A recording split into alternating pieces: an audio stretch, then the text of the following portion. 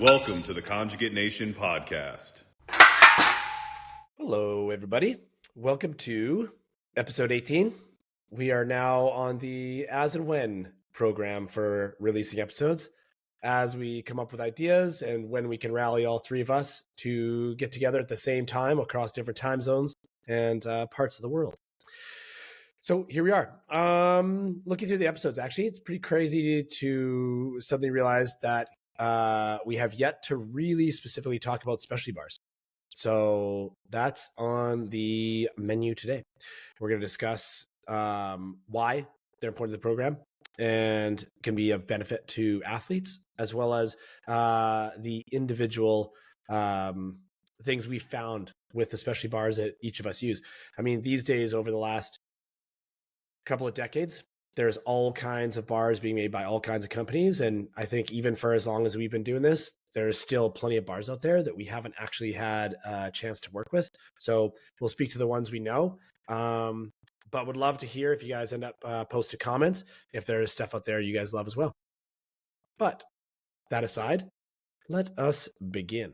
So specialty bars, why are we using them in the programming with the athletes we work with? So, basically when we're looking at specialty bars, there's quite a few components of the reason why we want them.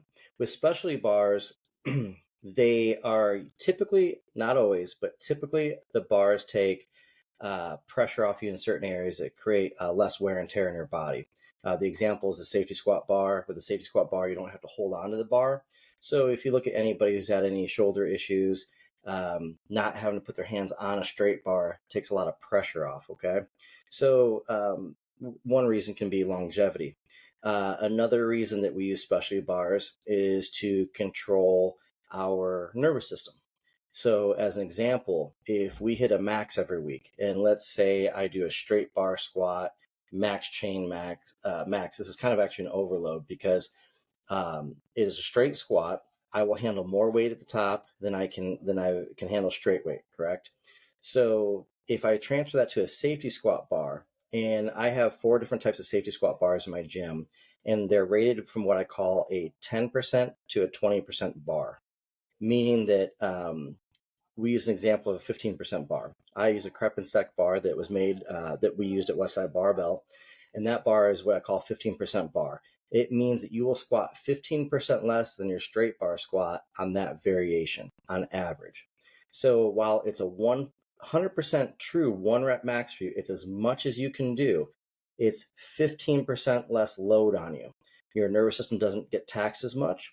Your spine gets taxed with 15% less weight, and your joints get 15% less force on them, okay? So if I can combine that, like say with a low box squat, most people squat 15% less. I can take a 1,000-pound squatter and hit a 700-pound max with that, and that would be their max for the day. But now they have 30% less load on their body. So if I notice we need to get a max in and I see that my athlete's kind of tired, I like to get them very hard variations with a good specialty bar just to keep their nervous system in check. One of the other benefits to a specialty bar is that they often correct or improve technique. So again, we'll use a safety squat bar as an example. If a safety squat bar has a cant to it, or most of them do, not all of them do. We'll talk about that in a bit. But if they have a cant to it, it wants to pull your chest down. It wants to pull you forward. This is how most people in a powerlifting meet who are not at a high level will miss a squat. They get fatigued, they end up dropping their chest. Even if that doesn't cause them to stop in the bottom, it does turn the lift more into a good morning, okay? Which is not what we intend to do when we're squatting. So the safety squat bar, since it's pulling you forward, you learn to fight against it. You learn to tuck your chin back, keep your chest as high as you can, and that is where the fight's at. That extra pressure that it puts into your spinal erectors will build more thickness, which improves your leverage. So your spinal erectors get stronger, your leverage improves in that area, and that helps you maintain the upright chest position, improving our position. Even if you didn't have a coach talking to you about technique, part of your technique would improve just because of that bar. So as we get in and we talk about the different bars specifically, we're going to talk about each of the types of benefits related to those bars. And between Chris, Jesse, and I, we'll talk about the different brands that we've used and the pros and cons to each one of those brands that are out there. Okay. I think similar to accessory work as well is the specialty bars also can be used as a great diagnostic tool. Mm-hmm. So if you have a good spectrum of specialty bars and you start to stack up like 1 rep maxes with a box, without a box, over the course of time, when you start to look at those numbers all put together on like, an Excel spreadsheet or in your logbook, you can start to sort of see where strengths and weaknesses lie for each athlete. And then knowing what those bars are like utilized for can start to look at like, hey, this person is, weak through their upper back. This person's weak through posterior chain, so on and so forth. And then based off of the results from those specialty bars, start to be able to make selections for which specialty bars they should use in like next cycles for like, dynamics on Friday, or also just what accessory work would like pair or follow that primary lift. Certainly based off of like the way a 1 rep max has gone for an athlete, I've made changes in real time to the programming for the rest of that session based off of like what we're finding or noticing in that positionally. So like along with what Jesse's saying, a lot of times I think it's helpful if we deliver information slightly different ways for people to kind of think. And this is just what Jesse said, but in a different way.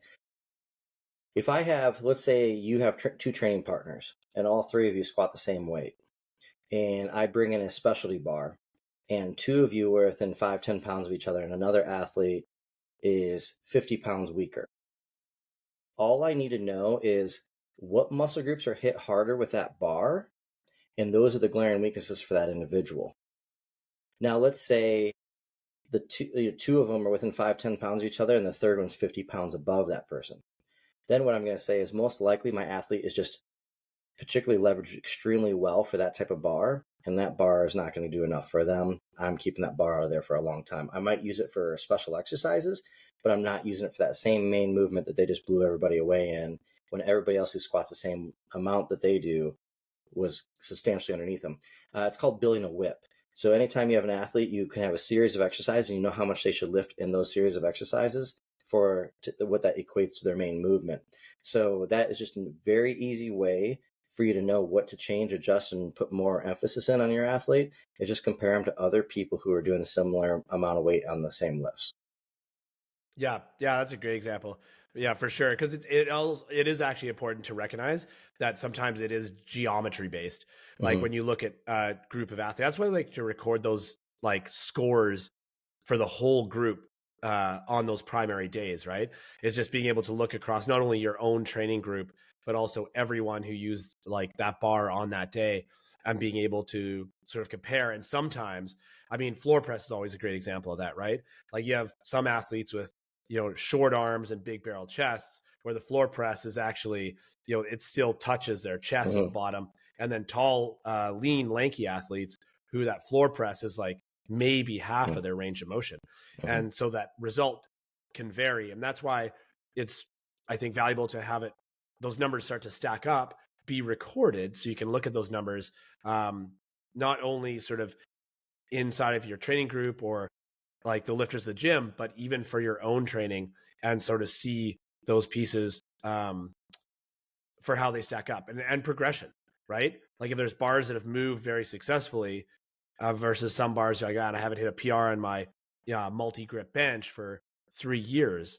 Like, is there something you're continually missing in your training that hasn't a weakness that has been brought up to show a change when tested? And sometimes, I mean, multi-grip would be a great example of some piece where if you're really trying to move the needle on triceps, that the multi-grip for a bench press, especially ones that are like that, like Gen 1 Rogue multi-grip, that's just generally the widest grip is still quite narrow. I mean, if you can move well on that and show improvement on that bar, I mean, triceps are heading the right direction. Yeah. It comes up with the kind of famous quote by Louis Simmons who said, everything works, but nothing works forever, is that all these tools work. And the more tools you have available to you, the harder for glaring weaknesses to hide, performance issues, mobility issues. And sometimes you find a bar that's just not optimal for someone right now as far as a main movement, but it doesn't mean 6 months down the road that it's not. So we Yeah. once in a while go back to them. We just won't use that one frequently. If it's a very hard bar that someone suffers and has a hard time with, we're going to include that a lot more. But like I said, remember, it can be used for accessories, not just main movements, as well. And the basis of this, like I said, is that we have to have more tools available to us, not less. And this is a diagnostic tool, a performance tool, and a technique tool, which makes these extremely important. And the fact that majority of them can give you more longevity in sport. So I think that it would be good, like for us. I think we'll discuss lower body mainly, specialty bars first, maybe go into upper afterwards. That sounds good to you guys. Yeah. So, and I think it's important. Like what we'll do is we'll all talk about our different experiences with different bars. Since we're kind of talking about safety squat bar now, we can always start with that one. Because Jesse lives in a different country, Chris lives in a different area. We get different brands that we have access or availability to, and there's not necessarily one best one for all scenarios or situations. So it's just good to kind of go over the different types of bars we utilize, why we utilize them, and maybe at the end of that we can also talk about different exercises we do with them, because there's going to be some exercises that you didn't expect us to say. Okay, so one of the things about a safety squat bar that I really do like, and something that people don't often think about, is that you heard me earlier say that it takes pressure off your shoulders. Okay, well, the nice thing is, if say think of yourself, if you're a CrossFitter. If you're a CrossFitter, how often do you go overhead? Very often. So if I can eliminate excess stress on your shoulders when you're doing a leg exercise, a lower body exercise, or posterior chain exercise, of course I'm going to want to do that. One, that's less wear and tear on your shoulders, but two, I also, since I don't have that fatigue on my shoulders from the day before, it allows me to lift more weight with my shoulders. So whether it's bench press or overhead press, since neurologically you can only adapt to the heaviest stress placed upon you, I want to give my shoulders a break to give myself an opportunity to move more weight, to adapt mentally and psychologically to a heavier stress. And these bars can also do that for you. Okay, so that's just another component to keep a hold. For us, I will tell you in my order, Krepensek, I believe I would prefer you double check, but last time I checked, I think they went out of business. I believe that right after COVID. I think his son, he was building those out of his garage. And Okay. then I think that someone checked not too long ago from our side, and they were just like, they're just not doing it anymore. So those West Side, like Krepensek bars I think they were out of California.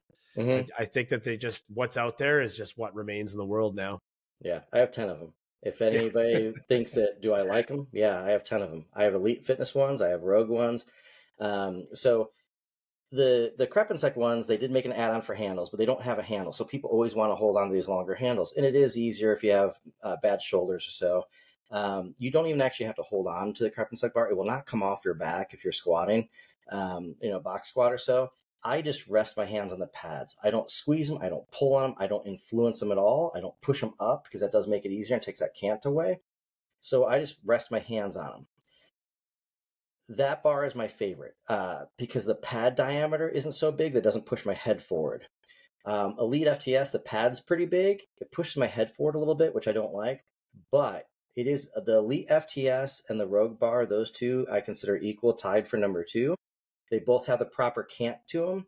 They have long handles to hold on, which most people prefer and like. You just tend to have a bigger pad. I don't offhand know Elite FTS's warranty. I do know Rogue has phenomenal warranty. So basically for me, I would just buy whatever one is cheaper, or whoever, if they're both the same price, whoever has the better warranty, because I think both those bars are good. Any safety squat bar, I'm not saying to throw it out. Keep it, but if I didn't have enough money to buy another one, the safety squat bars where the handles are not canted forward, they're straight down, they don't want to pull your chest down. They don't hit the spinal arc as hard. Basically, it takes pressure off your shoulders, which is a benefit. It puts the bar a little higher in your back, which makes you have to use your midline a little more. But the cant is where it's at. That is what you want. So if I could afford to buy another bar, I'll just buy another one. If I can't, I would sell the safety squat bar that was the handles were straight up and down and go towards a cant. Outside of that, I've used some other brands that I really off the hand can't think of the name of. I just used one from Europe. I was in Spain this week, and they had an awesome one that reminded me of the Rogue ones.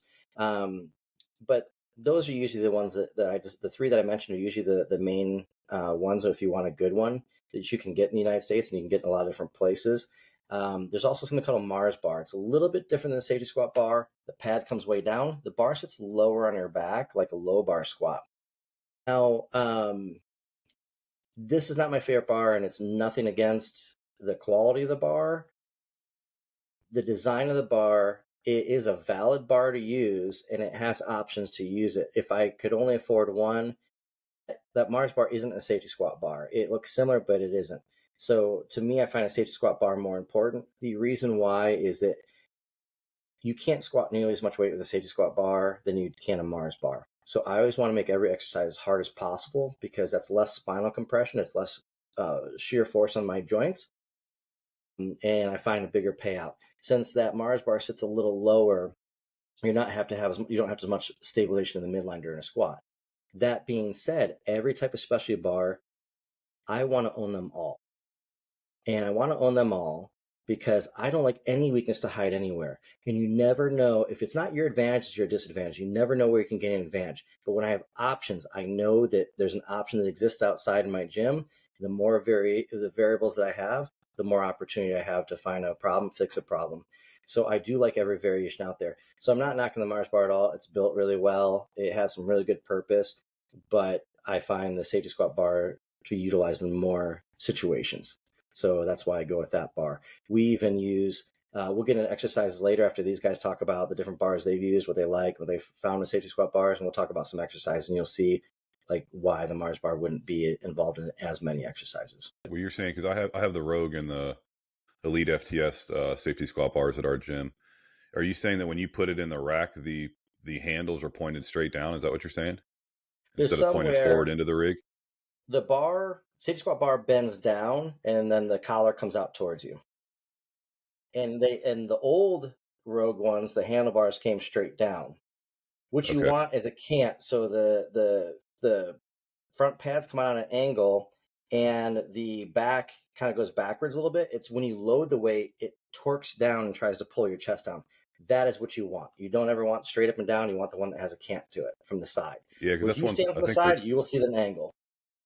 Yeah, I think cool for trainers and athletes to look at too. Like when you look at that safety squat bar from the side, and one of the things that a lot of these specialty bars is that they change the center of mass where it's at, right? So we have when it's a straight bar, it just sits right in the middle of your back where your spine is. That's where all the weight's distributed, and that's where you drive through your force. Like when you watch from the side, that camber and where that bar sits, it's actually more like a front squat. And the transformer bar is kind of cool to see. Like when you shift all those different angles, people have the transformer, you can see like where that center of mass is changing. So we love the safety squat bar. We use it a lot. I mean, my lifters are a lot newer than yours, Shane, and probably even yours, Jesse, especially at Fort, the people we're working with. I mean, some of the old ones, Carleen been using a long time, but for building like squat maturity and just keeping your chest upright for those squatters that like to let their hips kick and get into that good morning position, the safety squat bar is going to expose you so fast. And I find that to be highly beneficial. And I would say for a lot of beginner people in the conjugate program, like one of the first, in my opinion, and you guys can obviously join in this discussion, I think that's probably the best bar that you can get to start with for a lower body movement is get a quality safety squat bar, because you can use it for good mornings. You can use it for reverse lunges. You can use it for reverse safety squat, front squats. Those are, murder for people. So especially people who have weak legs. So I think that, you've got a lot of variation you can use for it, and the value for a lot of people that just getting started in this program, especially, I think it goes a long way. I can say every single person that I've ever had that I've taught how to squat, I start with a safety squat bar, because it eliminates some of the things you have to teach in the upper body and the grip and getting comfortable. I don't have to worry about them trying to get comfortable with the bar or the placement. And I let them just feel successful. I let them, sit into the squat and learn how to push their knees out, learn how far they need to sit back, learn about keeping their chest up and, bracing their midline. And so I can work on those things. And then that way, once I get them really good where they're automatic, then I bring a straight bar. So and teach them like where their grip should be, how they should articulate and flex their back to keep stabilization in their back. And then it just, means they've already perfected 70, 80% of the movement, and now they only have about 20% more they need to perfect. It's a lot easier than biting it off all at once. And if someone's not used to weight on their back, that bar can bite into their back. And if they're thinking about that, they're not listening to the cues from the coach 100%. So yeah, the safety squat bar is phenomenal for that. Yeah, the fault to kind of watch out for that too. I see just, watching people lift, in the social media's world. Like when you lift that bar, those handles up, what you're doing is you're basically putting that center of mass back into like a back squat position, which is what makes it easier. So when you're doing a safety squat bar, you don't want to push the handles up and let that bar fall back, because now you're pushing that center of mass into a more comfortable position where you want to keep that bar, snug into you. Yeah, safety squat is where we started for sure with the first bar we bought. One of our guys, older, started with us. I mean, this is going back maybe 13, 14 years.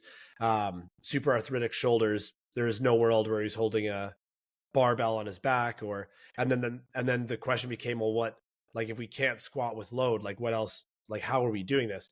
And that safety squat bar allowed him to get kind of into the squat game, open a bunch of possibility up, made it comfortable to use the weight, and was a huge piece. So we originally bought it as not as a performance tool, but as a like almost like a rehab piece or an opportunity for an athlete who otherwise was going to be unable to squat.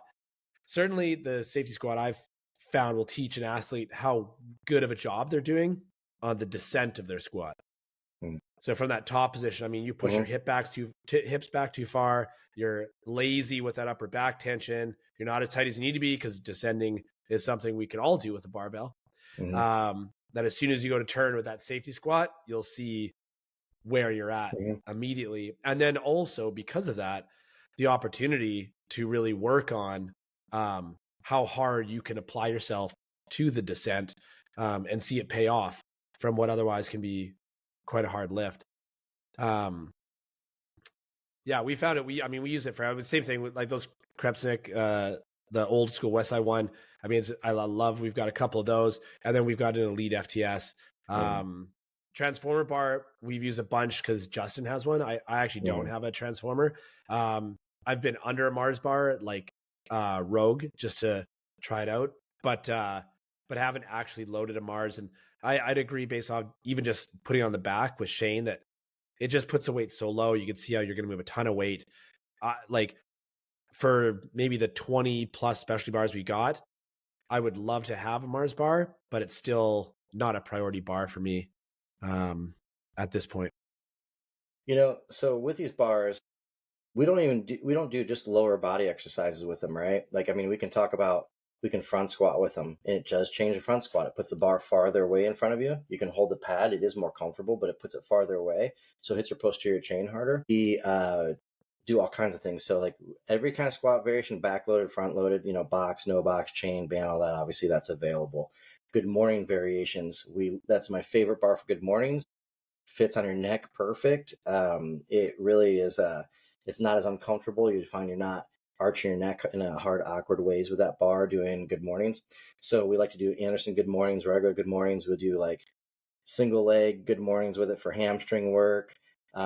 We will take those and put those on and put band tension to the ground, like in a power rack, put band tension in the bottom, and we'll march for 1-2 minutes, 5-10 minutes.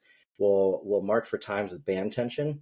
Blows your hips up. You got to create that stable position in your core. When you pick one leg up, you have that long lever arm with a band pulling down on it. So it really makes you work your obliques, abs, and work your hips really well with marching with it. We will do walks with it. Like we walk with like our body weight for a mile with them. Again, works the hips really well, works your obliques and your midline really well. We will take those, even get as radical as something like, one thing I did with my athletes one time is I took 2 sleds, hooked one sled to each side of the safety squat bar, put it in front like a front squat, and you had to walk with it, which meant you were hitting your abs so hard because you had all that weight in front, but you're dragging 2 sleds. So as you're stepping forward, you get all that resistance pulling on your midline. And if you want to build a midline that's really strong and isometrically holding position for like a squat, front squat, or ruck walks for like military or people who are doing long distance hiking and stuff like that, that is really good for maintaining position with marches and squats and stuff like that. So you really are limited by your imagination with these bars. We do Zercher sit-ups with them. So we do decline bench and do max weight sit-ups with those bars. We do JM presses. I come down, I put the handles will touch right here underneath my chest. I'll flip back to my throat and press up. So one of my favorite variations of a JM press is a max chain weight safety squat bar. So like I said, you're limited by your imagination. I'm sure these guys have a lot of experience with different things too with those bars. Yeah, I think past the basic pieces, I'd say, yeah, it's a primary. I mean, that and 60-inch camber are like the primary go-tos for a good morning. Past that, I mean, it's great for athletes, for step-ups, Bulgarians. One of my most favorite bent row actually is with the safety squat and then pulling from the floor on each rep. It just like, because of that camber, it really kind of dies on the floor. It's very stiff. Yeah, I think past primary position bent row, safety squat bent row is definitely one of my favorites. I mean, we've used it for GHD back paddles, where it just sits on your chest. Yeah. Right. That was from Shane. Hey, you killed it though, Jesse. So I'll say that, like, you killed it. You can go face down for spinal erectors, side to sides, face up, paddles, 45-degree back extension machine. We love a safety squat bar for that. Hip extension on the GHD, we use a safety squat bar for that. So you're limited by your own imagination, but the key takeaways are saves your shoulders. It's a harder variation, so you use less weight, so you have less spinal compression, shear force on the joints. It exposes weaknesses, and it also strengthens weaknesses so they are no longer a weakness, to help you optimize and perfect technique. Because again, remember, every time we talk about technique, you have two things. You, one, have to have optimal mobility to attain a position, to attain perfect position. Then you have to have optimal strength to maintain that underneath load. Okay, so these safety squat bars really help with maintaining that position underneath a load.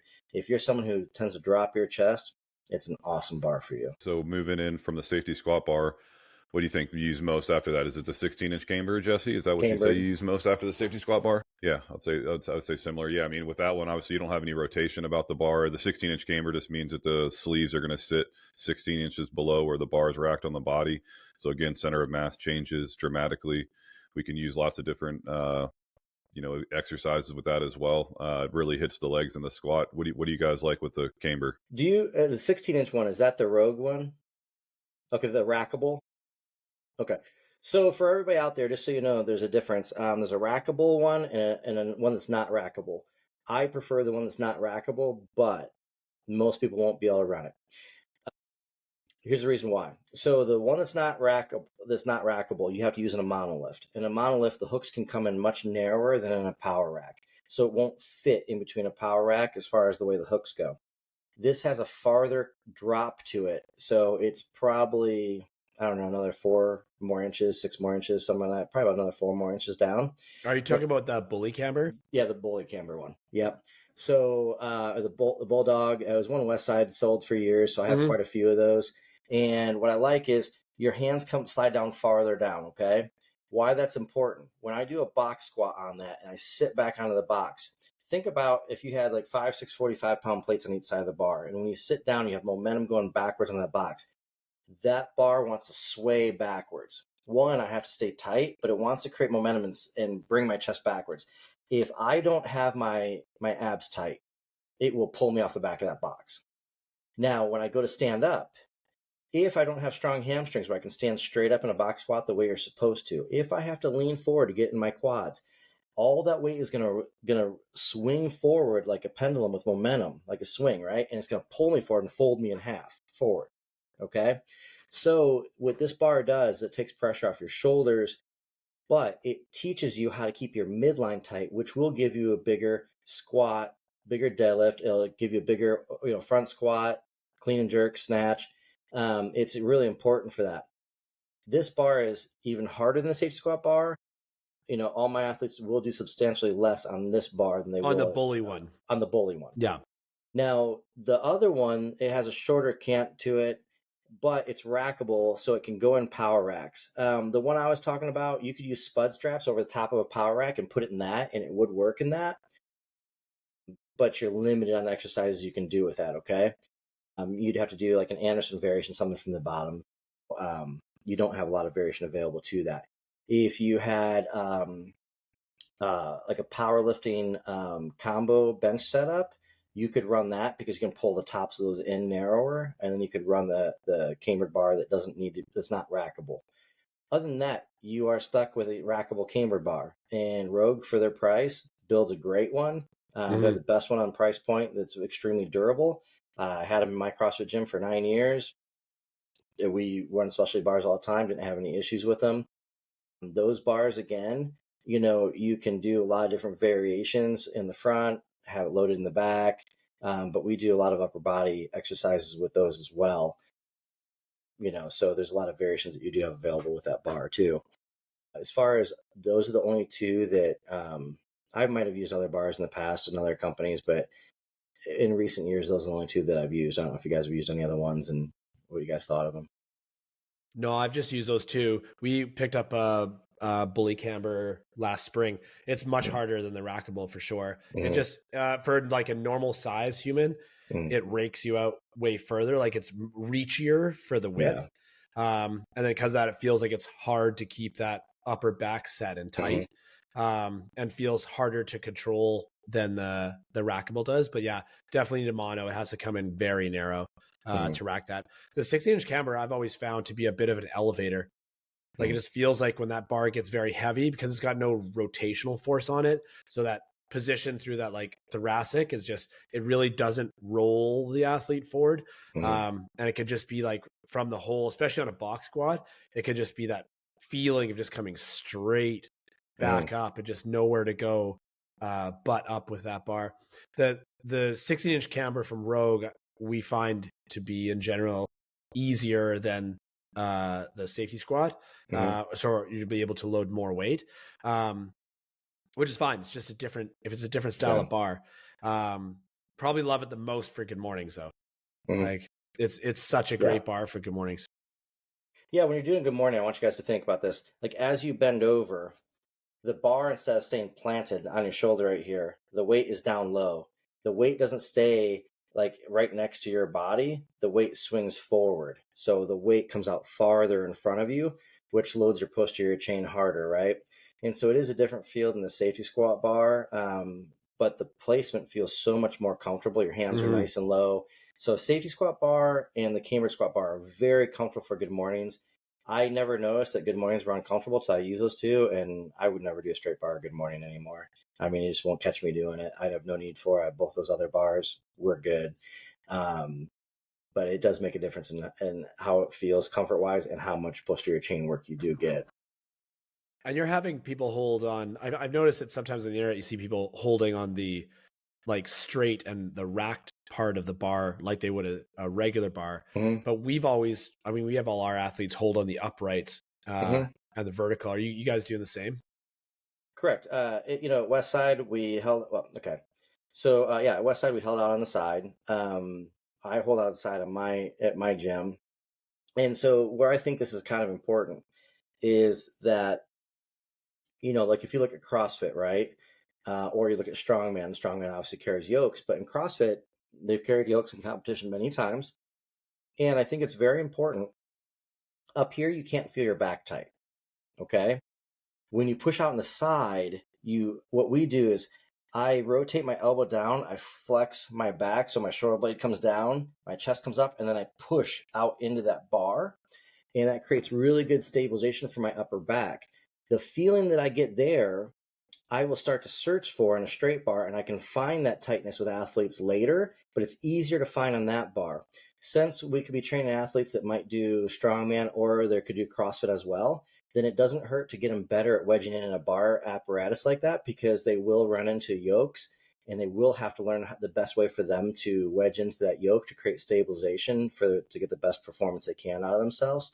So to me, I don't want to just put my hands up here. I'm not saying, like, sometimes we might say, okay, well, we're going to hit a max day on a back squat that, and we're going to hold up here, because that is a variation, right? So, but the majority of ones I do here, because this one up here is like after you've gotten everything perfect. Once you've gotten everything perfect, I'm trying to find something that trips you up, because we have to remember that you have to introduce 15% new exercises per year to an athlete to learn new movement at the fastest rate possible. All athletes want and should crave the ability to learn a new movement as fast as possible. If you ever get a new coach who has a slight technique issue difference, who wants to teach you that technique difference, or there's new rules that change and that adjusts to what you can and cannot do, the person who can make adaptations to that technique the fastest is going to be the one who prospers. They're going to do the best. So these specialty bars make it substantially easier for us to bring new movement, new patterns into athletes, and it gives them another adjustment. Okay, so if I have an athlete who can wedge and really good and get real tight, cool. I'm going to throw them through a loop. I'm going to put their hands up here, and now they're trying to figure out how to stabilize this when they don't have the upper back to get tight as well. But it's more important to me to learn that push out and figure out the best way to get tight here because of the different apparatuses that you are going to use in strongman or in CrossFit. Love that. Yeah. So obviously we can use that for upper body too. I know we use that 16-inch camber quite a bit for bench press. I don't know if we're going to dig into the upper body there, I guess, just since we're already talking about it and the versatility of the bar, but a lot of value there for the bench press as well. So you get, dual utility with this bar.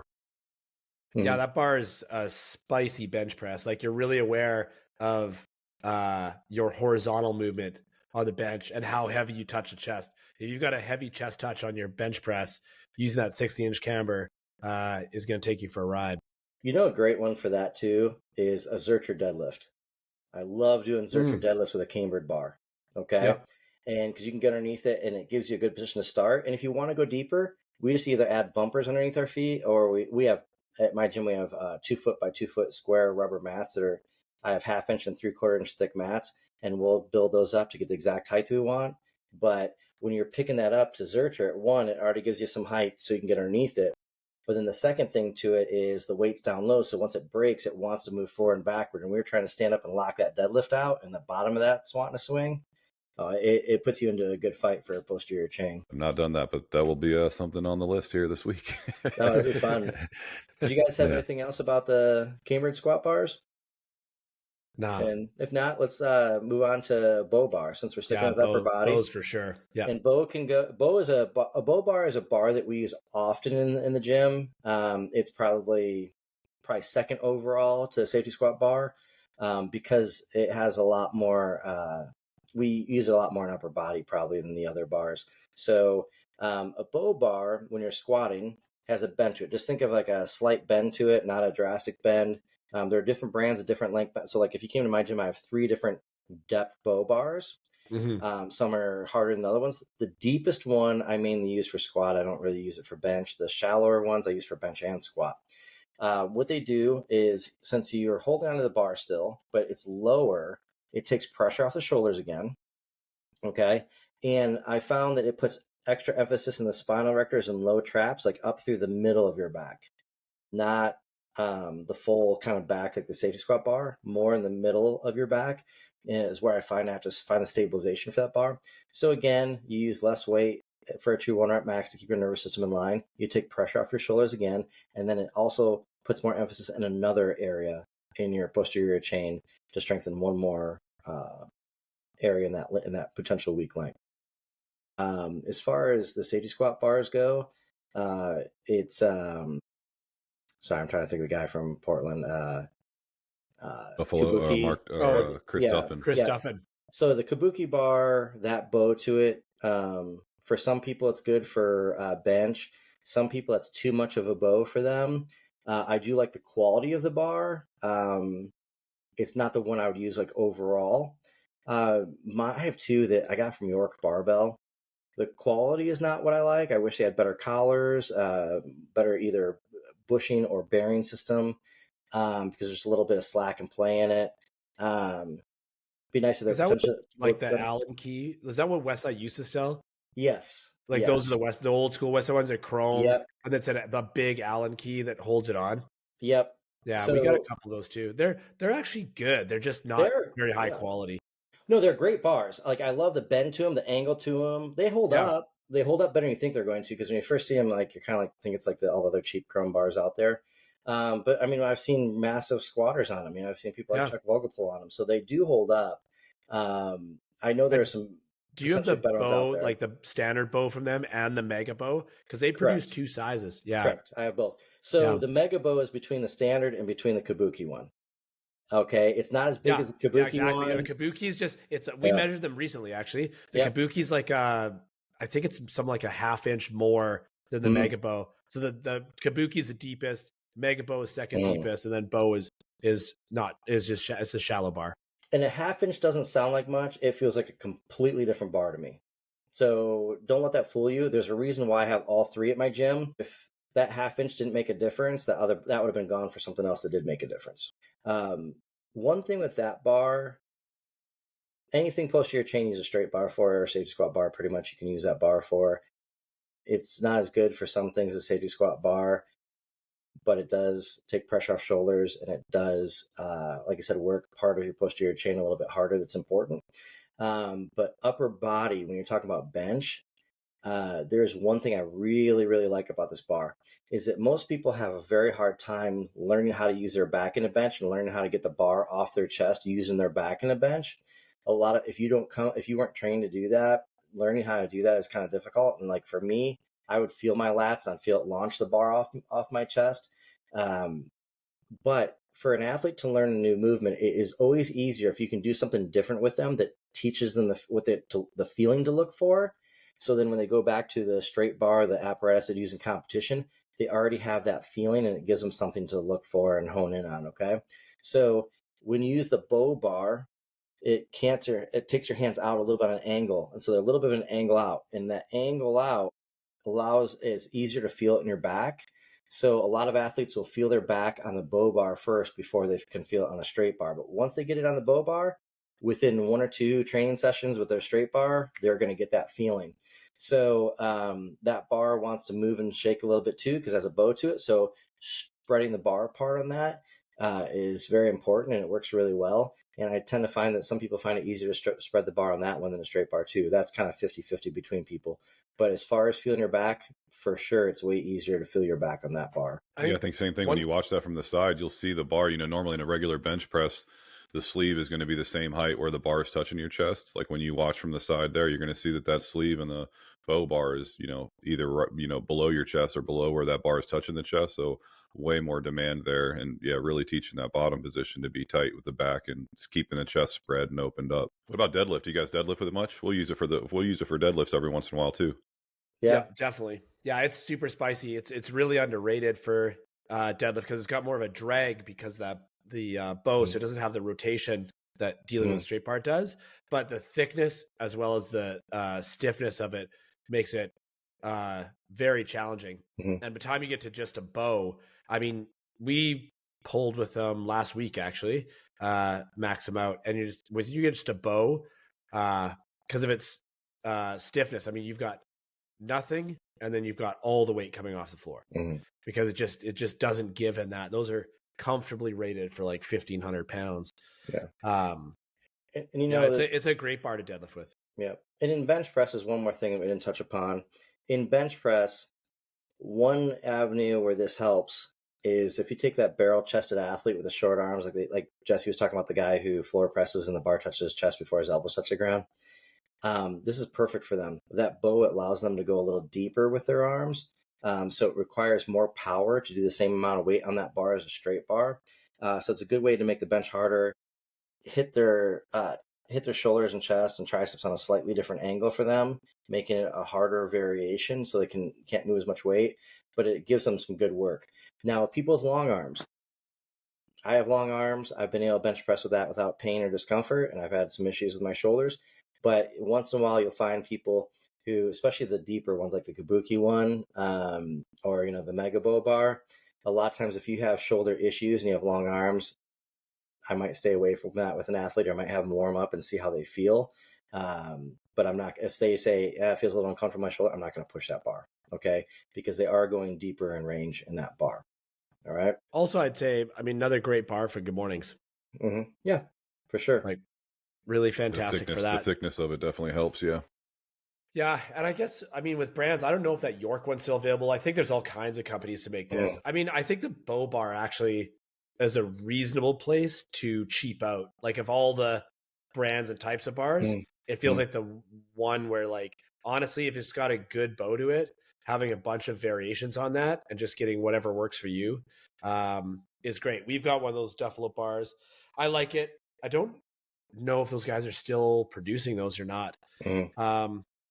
Rogue's got their Buffalo bar, but the thing with that Buffalo bar, I mean, it's beautiful bar. It's so well put together and fantastic, but it's 38 millimeter.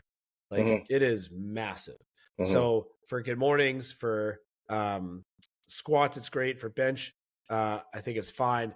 I think I mean, I've deadlifted with it once, and it's notable how much spicier it is. Because the other ones are, the Duffalo, I think, is standard squat. So I think it's like 32 mil. Yeah, that's thin.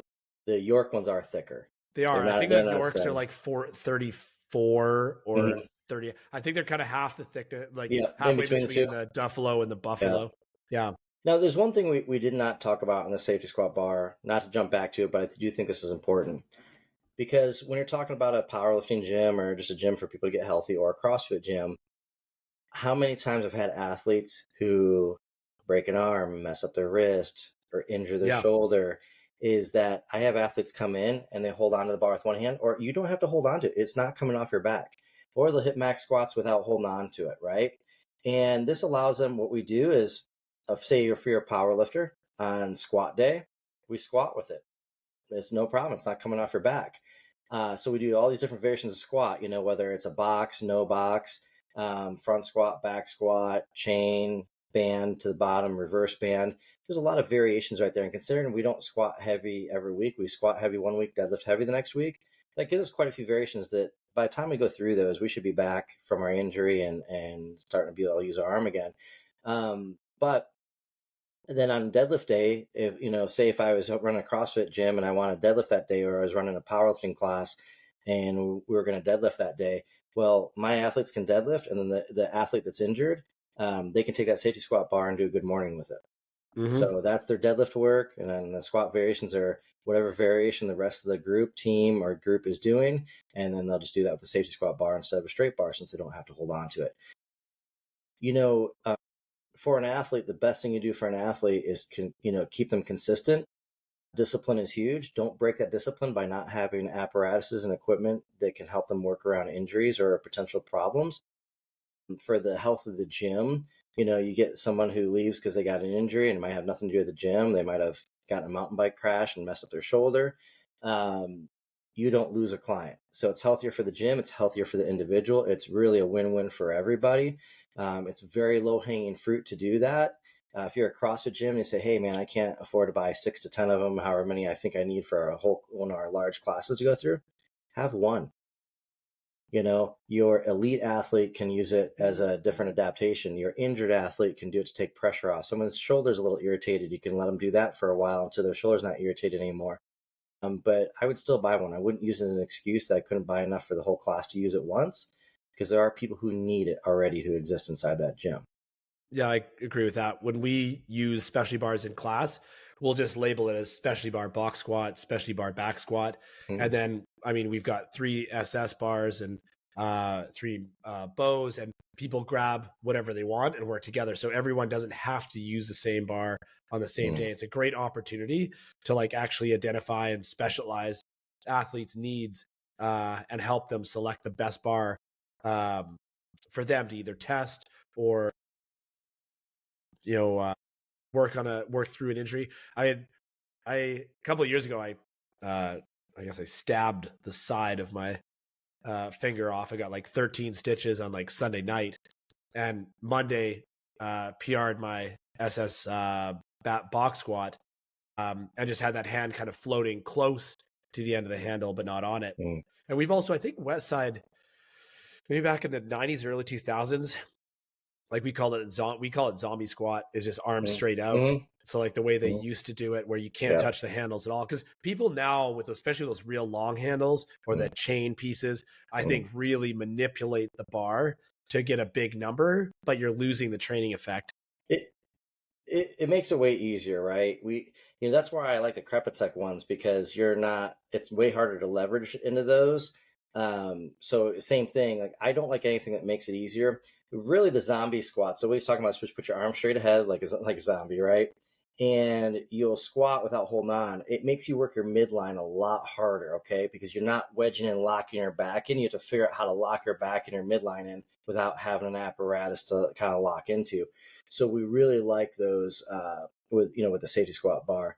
The other thing too that you guys have to keep in mind, if it's in a CrossFit class, well, it's any class, but CrossFit, I'm saying because in CrossFit classes, we're usually used to, if we can't make a lift, we can dump the bar because we have bumpers. And powerlifting are not so used to that because we're using steel plates, and people try not to do that. If you're using a safety squat bar, have a spotter. People cannot, if it's heavy and a max, people cannot dump it off their shoulders because that can't do it. You cannot dump it off. So you have to have spotters, on the side to make sure that the athlete's safe. So don't treat it like a normal straight bar. And one last thing on that bow bar. Have you guys done narrow grip overhead squats with them? Nope. Yeah, those work well. Since the weight's down a little bit lower and it wants to torque, well, you don't want to torque when something's overhead. You got to lock your position in really well, right? So I really do like those as well. I think oh, go ahead, Jess. I was gonna say the last thing same thing with the safety squat is there's no world out, regardless of what Trista Smith thinks. Mm-hmm. Who last week told me that her plan to get out with it from by herself was she's pretty sure she could have got her shoulder under and twisted out of it sideways, which I'm glad that she didn't have to test that because I feel like the chances of that are 0. Again, the other one is go ahead. Okay. Safety squat bars, self-preservation is key. Okay. Yeah. Spotter's arms. She even has them. Mm-hmm. But all those bows is be real careful taking plates off and on. Is they will slide in a rack and flip very easily. And it's worth, especially if you got a group, is having someone always in the middle holding onto that bar and anchoring it while you're doing plate switches. Because depending on how much you got, it's a very subtle creep until it just goes for it. And then you realize how long a 7 or 8 foot length of steel can reach. Yeah, right. We just had that happen actually a couple of weeks ago. First time it's ever happened. I've seen it. And it wasn't much weight on one side. It was 45 or less on one side that flipped it. It was like, what the hell? Luckily we had lots of space and everybody was fine. But yeah, we just had that happen. So yeah, good call. The other thing, if you're gonna do that 1 mile safety squat bar body weight, yeah, bring some spotters, because if you get stuck in the middle, you're gonna want to have somebody help you bring that down. And that, Shane, you said that nonchalantly. That is miserable. Oh, it's spicy. Oh, no doubt. Yeah, I've never done it full body weight. Half body weight sucks. Well, start with half body weight and then put a sled around the belt and drag a sled with some weight on it too, or put some ankle weights on. I mean, again, we're limited imagination, so it works out one way or another, The strong will survive. I think the next bar that we have that is lower and upper body, maybe is the last one that we have for lower and upper body, would be actually what they call the cambered bench bar. Okay. It has a small drop in camber to it. And, you can squat with it. It will sit down a little lower, take some pressure off your back or off your shoulders. And it does hit your back again, like a cambered bar, but it's completely different because the way it's leveraged. It's really what good. What size do you have? So I think it's a 4-inch drop. Yeah, that's like us too. We've got a 4.5 and a 3 3/4. Yeah. Which I think you can actually find if you search around. But that 2-inch camber bench bar, I mean, I've only ever seen that at Westside. That's like the most elusive of all bars that I've looked for. Yeah, and I've actually seen a 6-inch drop too, which is cool. So we have the 4, and like you said, at Westside they had a 2-inch cambered bar, right? Which I tried to get, and for years when I was at Westside, could not find one. We just take a 2x4, stick it on our chest, and now it's a 2-inch cambered, right? Yeah, exactly. Yeah, and so we do that because most people cannot handle a 4-inch camber, a 4-inch drop lower with your arm. If someone can't keep their chest up and they can't keep their shoulder blades together, we do not entertain a bow bar or cambered bar until they can do that. So if you can keep your chest up while that bar moves down, I see no drop in chest, I see no shoulders rolled forward, and the shoulder blades are pinched together the whole time. Now we can look at having that 4-inch drop cambered, but we put a 2x4 on, so it's only a 2-inch drop. And if someone has healthy shoulders and can do those other things for me, then they're a candidate to use that bar. Do we use it for bench? Sure, not that often, in all honesty. My favorite variation of that is with chain, but we don't use it a whole lot. What I love it for is back. Because when I do like chest supported seal rows, I have 4 more inches of range of motion. I can pull that bar back. So I absolutely love it for that. Or if I want to do shrugs, I can stand in the middle where the bar is literally perfectly to my side instead of the bar in front of me. So now it hits my traps differently than if the bar was sitting in front of me. So I really, like that as well. It really lends to a lot of special exercises very well. It gives you a lot of different opportunities, special exercise wise. For bench and for squat, it has its place. Zercher deadlifts, it's great because you're 4 inches higher from off the ground. It still puts you very deep, but puts you actually in a position you can actually pull a Zercher from, depending on your size. So those are kind of the reasons why we like that bar and what we like to use it for. It's a great, yeah, and that's another one too. That I think the ones we bought for like $200. And be like, well, if they last, they last. And we haven't had any problems with them so far. It is a great bar. If you're not a huge guy, it's a great bar for squatting. If you're real big, it starts to dig in just because the camber is like narrower.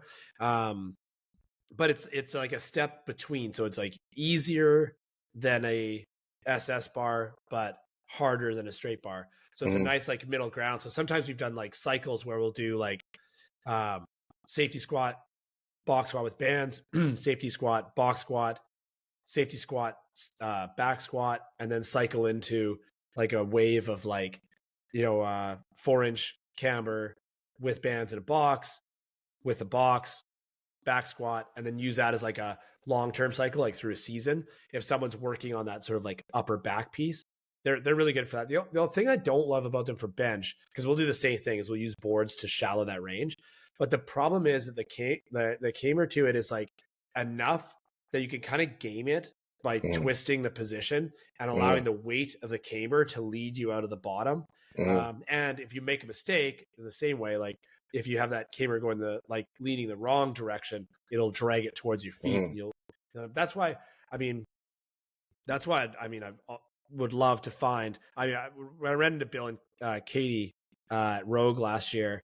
It was so hard not to try to use the opportunity to just be like, have you ever thought about bringing back the 2-inch camber bench bar? Because you're like, I don't think they've existed for like at least a decade or more. But what we did actually in the middle of the night, one night I got up with it as a vision, and we took one of our axle bars, we cut the middle out of it and put in 3/8 2-inch flat bar, and then offset the axle by 2 inches, and just use flat bar to sort of weld either side to it. And we've used that as a 2-inch camber axle bar for bench press, and it's actually been pretty great. Nice. But it still would be a dream to get a 2-inch 28 mil camber, And like we said, it's a decent bar for your main movements, but I really like it for specialty movements. Like I said, seal rows are my favorite variation. Any kind of seal row or a bent over row where I can get more range is absolutely phenomenal. Yeah, we're using for seals this week. Yep. So Elite FTS has good ones. Does Rogue make a 4-inch camber or no? No, you could. They only make that big one specifically for seal rows. I think it's like an 8-inch. But you can, if you just look them up online. I mean, they do vary. I think they say 4-inch, but there's a lot of variation. But you can find them. I think maybe York or something like that. Yeah, York. There's a bunch of those old school companies that you can get them for like $200. Yeah, Elite always has a ton of different types of bars. And I think Titan has them. They call them McDonald bars, I think is what they call it. Titan has them. Yeah. There you go. Yeah, well, yeah, because that's originally who invented those, right? So there's one more apparatus that we use. It's not technically a bar, okay? It's called a Man Ray. And what I can say about that bar. So I remember the first time I saw that bar, and actually it's funny because it's made 10 minutes down the road from my gym. It was invented 10 minutes down the road, made right down the road. So I remember going to Westside Barbell one day, and Louis there, and a lot of people would give Louis gifts, right? They'd give him different equipment, want him to try stuff, or just give him something they thought maybe he'd like. And so I see in the corner, someone as a joke brought in a shake weight. Well, next to it was the Man Ray. And, the only thing I knew about the Man Ray at the time was that it made it more comfortable on your shoulders. Or but to me, that was like someone Allegedly. saying... Allegedly. So that's like someone saying, it depends on your size, your shape. 100%. Yeah. But for some people, it is more comfortable. Yeah, little size people, like 120-pound females, like the Yeah. 121, 50-pound size athlete thinks it's the best ever and produces a number that's higher than their back squat. Yep. Bigger than that, and it gets real sad. Yep. So Lou, I look over and I see a shake weight. And so I decided to make fun of Lou, and right next to it's this Manta Ray, right? And I'm like, man, Lou, I was like, this gym's really going down. I was like, you got a shake weight and this like Manta Ray? And he just kind of looks at me. He's like, what are you talking about shake weight? So I showed it to him, and he's like, I don't know how I sent him here, and he kind of throws it away. He's like, I use that Manta Ray all the time. So I'm like, oh, great. So I just messed up. Like, now I'm going to look like a fool. All right, Lou, why do you use the Manta Ray? And Lou's like, well, he's like, takes pressure off your shoulders, which it does. It places the bar a little higher, which takes some pressure off your shoulders. Mm-hmm. And he said, so it takes pressure off the shoulders. It's not for comfort. We don't put it on for comfort. It raises takes pressure off our shoulders. And since it raises it a little bit higher, you have to clamp down on your midline harder. And you have to make sure your chest stays straight up in a squat. If you lean forward hard in the squat, it puts it farther up, which means it's going to drag you over faster. That's an understatement. A little bit harder, right? So that bar helps with technique, and it takes pressure off your shoulders. Not bar, that apparatus. Okay. So I learned real quick after that day. I didn't make fun of anything that was at Lou's gym. I just asked a question. What do you use that for? No more making fun of equipment, but the Manta Ray, I have one in my gym. I can say right after that, because I've had a lot of shoulder issues. I've raced motorcycles. I've kickboxed. I've separated both shoulders many, many times. And that Manta Ray is nice. It does take pressure off your shoulders for sure. And we just finished a 3-week cycle with it. Oh, did you? Cool. Yeah. What was that, Jesse? I've almost died on the Manta Ray several times. My last lift with the Manta Ray is like, often if I have one miss over several years, it's been my last lift on the Manta Ray, because you get in a good spot and you descend with it and you feel real good about things on the way down. And I remember even the last time I did it, turning from the bottom, be like, oh, easy, I've got this, like feels great. And then you shift forward a tiny little bit and it shifts forward a tremendous amount. It rolls and it just goes all the way up and just forces you so fast, so hard forward that like it goes from feeling like $1 million to your friends raising the bar and you like they're pulling a freaking net out of the ocean. Yeah. Yeah, they're not that expensive either. I got mine from Elite FTS, and they're like I think $80, and they're super value. I mean, we use them. Actually, our Olympic weightlifting coach started using them a little bit for some of his lifters, just for the more upright position in the squat. Not necessarily doing maxes, but yeah, we just finished a 3-week speed squat cycle with them, and some of the people loved them, some of them hated it. Yeah, it really is size dependent. Yeah. So Chris brings up a good point, though. This is something that, I program for people for their gyms or individuals. And sometimes gyms, I talk about safety squat bars, and we don't have the money to get, 5 safety squat bars. I tell them, get 5 Manta Rays. It's a cost of 1 bar, but you get 5 of them. You have enough of them to run the whole class through. Now they have a different max variation on squat. It takes pressure off people's shoulders. If you got an athlete who's doing a WOD that involves squats, if they have shoulder issue, they can use that to take pressure off so that they can get through the rest of the workout easier and don't have wear and tear for no reason. And maybe start with one of them. But if you want to have your class hitting maxes on squats once in a while, that's a cheaper way to do it than a safety squat bar. Once you get people bought in and the program is getting better and better, more people are joining your gym, you can always look at adding bars after that. Takes pressure off the shoulders, puts it directly onto the sole.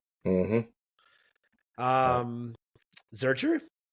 I mean, I don't even know if those are around these days. Do you know if anyone's producing Zercher harness still? Okay. Yes. Someone just bought one recently. So it's either on Elite or Westside still selling them. I don't know if they're still selling them or not. So I have a Zercher harness. For anybody who doesn't know what they are, basically you put it over your head. It has like hooks that go over the back that are padded. And they have little prongs at the top. And you put that in, you can put it in there for a front squat. And what I can tell you is that they're 2-piece. So they have a piece that comes down and a pad that sits in front of your hips, okay, on your low stomach. If you want to do a front squat on that, take that pad off, because when you aren't holding on to a bar, if you just put your hands straight down your side or out in front of you, and that pad is not against your stomach, you realize real quick how much you have to use your midline to stabilize a front squat on that harness.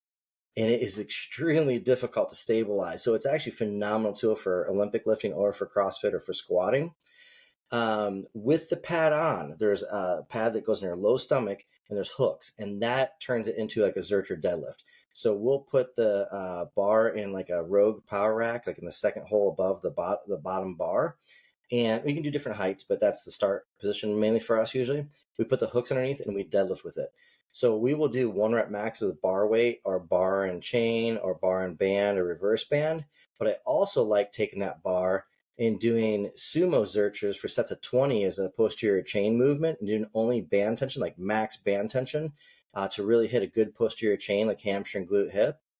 And so I love them for repetition as far as that goes as well. What I will tell you about that bar is there's another variation that I like better. So there's one called a Vogelpol. It's by Chuck Vogelpol. Oh, yeah. Yep. And that one looks the exact same. It has the hooks that go over the top. You have a front squat bar. I believe there's still a Zercher bar, a holder in the bottom. And then it has a very phallic looking bar that sits way out the front. Yes, it does. But you feel good walking around with it. But the thing that I like, the thing with that is you load plate on it, right? And with those plates, give you some ideas. Like, so think about this. At Westside one time, I believe it was either 5 or 6 45s on the front of it, and they draped 6 20-pound chains, so 120 pounds of chain over top of it.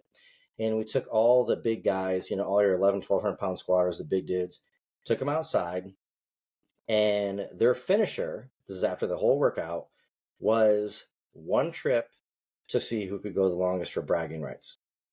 So they had to see who could walk the longest.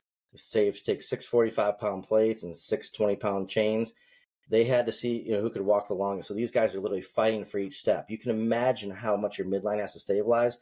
You can imagine what's pulling on your glutes, your hamstrings, your spinal erectors when you have that much weight that's loaded a couple feet in front of you and pulling down the whole time, okay?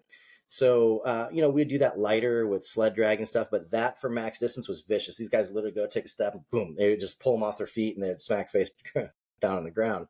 And they're fighting like people were winning by like 1 step, it was a dog fight for it. But with that bar, you can use the bars for a Zercher. You can use the bars for front squat. And then you can use that pole that I believe that's detachable too, but you can use that pole and load that up. When we load that up, we'll put it on and we'll do good mornings with it. And a lot of times what I'll do is I'll take like a low box and I'll put it underneath me so I can just tap the front of the box, and that's my height range. That way I can go as hard as possible. And if I fail, it's sitting on the tip of that box and I can just push it up over my shoulders and keep it sitting on the box. So I can really go as hard as I want. It's like having a spotter built in. We also do max time holds. Do that sometime. If you have like you're a power lifter and say you and your buddies are all 700-pound deadlifters, go head to head to see who can hold out the longest. But what I like to do is like say in a powerlifting class, if you had a class of powerlifters or if you had a CrossFit class, you take a percentage of everybody's max deadlift. And that way it's a percentage of your max. So that way the 800-pound deadlifter can go head to head with a 300-pound deadlifter. Now it's just a battle of wills, which is really your training isn't only designed to build you physically, it's designed to build you psychologically as well. This is one that'll do both. You get good at winning those things, like you're gonna get tough, man, hard to deal with. Like you will push really hard in your training, and it's a great psychological state that it kind of builds. So the Zercher harnesses I still believe exist. I believe Westside sells those. Maybe Elite or Rogue might have something, I don't know. But then the Vogelpol by Chuck Vogelpol, that one they are currently making. I'll think of the name of the gym that that makes them in a minute. But if you just look up the Chuck Vogelpol's Vogelpol, you'll find it. In my first time at your gym, Jesse, you had me do that, and I'll never forget it. I think you called it the Rhino harness or something. Yeah, we've done a bunch of those. Yeah, it's dirty. It's real dirty. Yeah, we built a bunch of those harnesses because we just couldn't find them anywhere. We've got a bunch of modified. So we've got some like the rib cage like length ones that just have a couple of pin options. So you can put a barbell and it's basically like bottom of the rib cage or like mid or like front squat position. And we've actually lengthened the handles on the high, so you can put your hands on those handles and use that to help set an arch, which allows you to load more than you otherwise would. And that's a really great option, especially for athletes who don't have a front rack, to get the experience of that. Like, I mean, it's a very spicy version of a front squat. And then we started building Rhino harnesses, like, man, I don't know, like I think it might be like 12, 14 years ago, where that's also like chest length. And instead of being low like Chuck's is, it's got like a pin that comes off kind of like right at the bottom of the rib cage, and you can plate load that. And we'll do 400, 800 meter walks. And when you get the weight right, I mean, you can be in big trouble right down to the last 100 meters. You know, a fun one, because I know you have a girl in UFC. You take one of those Volga poles, and especially the shorter one works better. You can load it plate-wise, you said, in the front, like a Volga pole. Yeah. So the short ones are probably even better for this. Take someone like her and do like 100-meter lunge walks. So take a lunge, go onto your knee, bring, so you'll go down, kneel down with the front knee, bring the other knee back side by side, come back up, stand up with the other side, and go back and forth. Because what you're doing is, you're getting your lunge, but then you slide forward onto the knee. Like if you're wrestling and you're going for a single leg, then you have to bring the back leg through. You have to stand back up with all that weight front loaded and keep repeating. So for conditioning wise, like for real world scenarios, for grappling with people up and down, up and down, up and down, that wears you out in MMA, it's a phenomenal move. That it was actually interesting to see, like the MMA, the high level fighters actually seem to manage that like chest loaded plate weight better than most. Yeah. So like Jamie will outwalk almost all of our athletes. So he's just more comfortable breathing under that duress. Well, that's fighting, right? Like when you're getting hit and you're breathing, it makes it harder to breathe. You got to learn how to breathe as optimally as you can with a given scenario. If you're taking body kicks and stuff, if you're grappling, what's someone trying to do? If they're on top, they're trying to smother you. They're trying to make it hard for you to breathe. They're trying to keep that distance close, not give you any excess room. They're trying to make it as uncomfortable as possible. So fighters do two things. They're very good at trying to manage breath underneath stressful situations, and then they just grind, right? It's just a grind. You have to outgrind the other person. So those two really lead well to that type of movement, because they might not be as good an athlete as the person they're beating, but they have real world experience in managing breath and real world experience in grind and just a fight. And that's really what those things are. But that leads back to when we talk about, Jesse just proved kind of in a sense that when I said that you have to build someone psychologically as well as physically, and you can do it through training, the fighter does the best on that grinding, really harsh movement. But if we get our power lifters, our CrossFit athletes really good at it, they learn to manage their breath better underneath stressful apparatuses and systems. And they also learn how to do that grind and just realize they have to outgrind everybody else. And it just really builds a different mindset that plays into everyday's work capacity, work ethic, that will translate in the long run to performance. Yeah, great opportunity with that. The last one that I could think of on my list for lower would be the Tsunami bar. Do you guys have one? Yep, we have a Tsunami bar. What about you, Chris?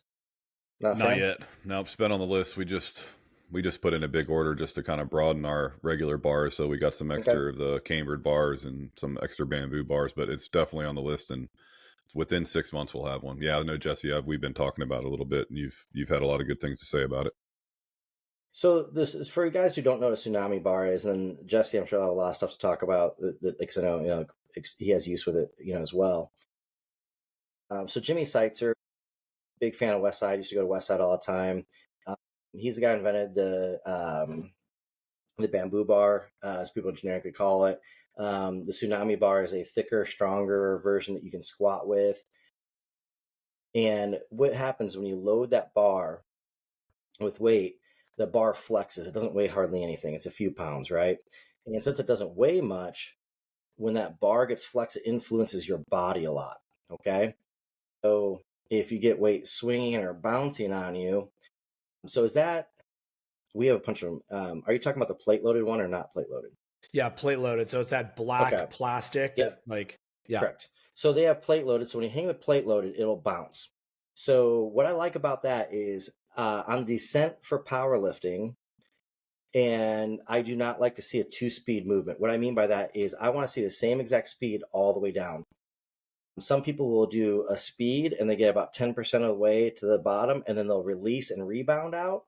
It's like that person who throws a punch, doesn't knock the person out, and they cock back real hard to try throwing. Well, hey, if the first one didn't work throwing it optimally, don't even mess with the second one, because you're opening yourself up to get hit.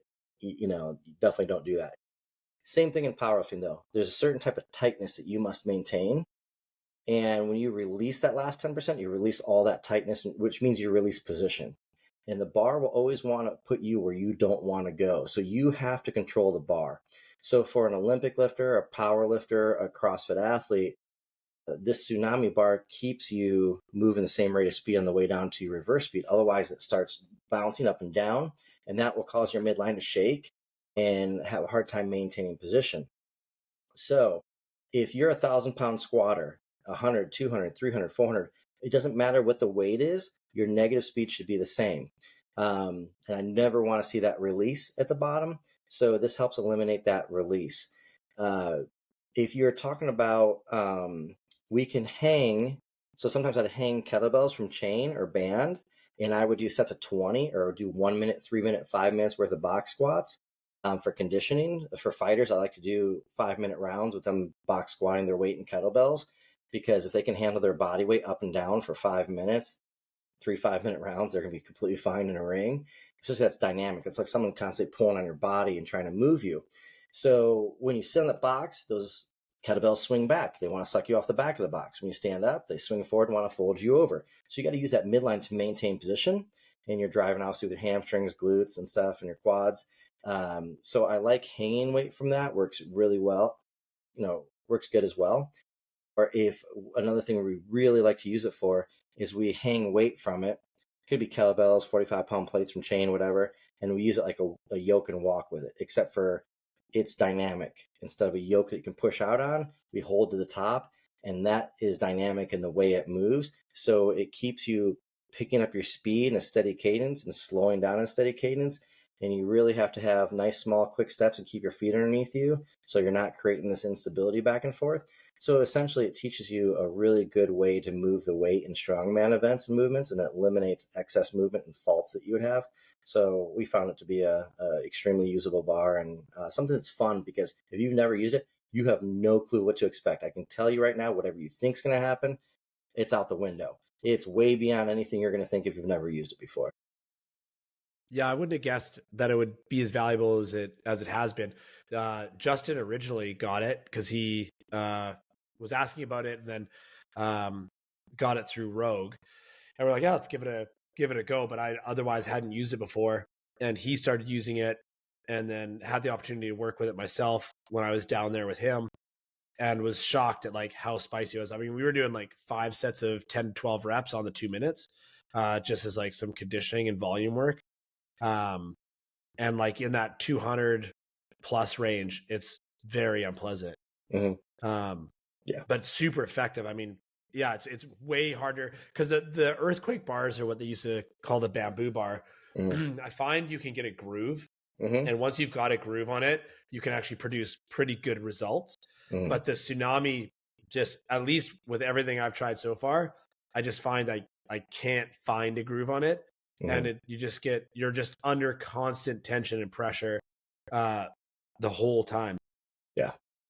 No, 100%. Yeah, they must be popular actually, because I was going to buy one, but Rogue has a back order. I don't even think I didn't want it to delay the rest of my order just because I had a bunch of other stuff. But yeah, you can't even buy it on Rogue right now. Like it's they're on back order. It just says notify me when they're in, which I'm set up for that. So people must be using them. Yeah, they're pricey for sure, but honestly, man, I would love to see the guts of those things, because I have no idea what like materials you use to allow that bar to do what it does safely. Like it's crazy. They can handle a weight that no human's going to be able to use. I think the max is loadable to like 670 or something. 700, yeah, something like that. And don't quote me on this. I'd have to ask Jimmy, but I could swear he said that they were taking them to 1,200 without them breaking, but they had lowered like what they said it could be taken to. Well, it's so dynamic. Like I think for sure, because like, I mean, the amount of force, I mean, if you put that much weight on that bar, the force it's actually producing as you turn from the bottom position is going to far exceed that. Like, it's crazy. I like taking that bar, hanging kettlebell, and walking in a belt squat machine with it. Yeah. That's what I like, because it fries your hips with the belt squat, and then your obliques are sitting there getting wrecked. It toughens you up a little bit, which is nice. Well, boys, wrap it there. Pick it up with upper body and multis next episode. Sounds good. Okay. If you made it this far, thank you for listening. If you enjoyed it, found it valuable, have questions, post to comments, share with friends, reach out to us if there's anything we can do to help you. Otherwise, we'll catch you on the next episode. Conjugate Nation Podcast.